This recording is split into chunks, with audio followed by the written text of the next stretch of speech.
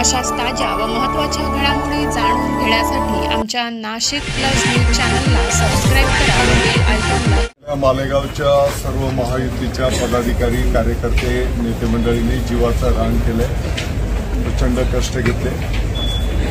माननीय मुख्यमंत्री महोदय एकनाथ शिंदे साहेबांची झालेली जाहीर सभा आणि महायुतीच्या सरकारच्या माध्यमातून जी काही कामं संपन्न झाली, केंद्र सरकारच्या अनेक चांगल्या योजना यावर मालेगावच्या जनतेने विश्वास ठेवून शिक्कामोर्तब केले।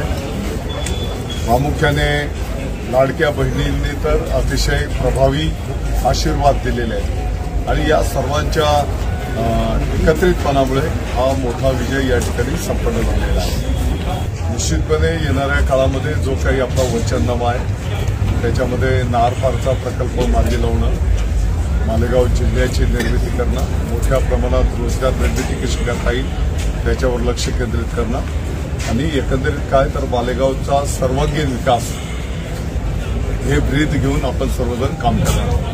खूप खूप धन्यवाद। पुन्हा एकदा आपल्याला खूप खूप भरभरून शुभेच्छा।